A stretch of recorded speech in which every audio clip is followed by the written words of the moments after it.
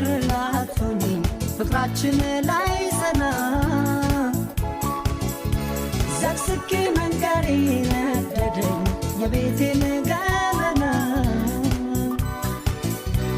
እውነት መስሎኛል ሽኝ ያመንኩሽ አወይ ሞኝነቴ ስንት አቅጄ ነበር ለፍቅርሽ እኔማ በቤቴ አልወቅስሽም መቼም ሆኗል አንዴ ሰው ልርቅ ነው ደሞ እንደ ልማዴ ሳልጀምረው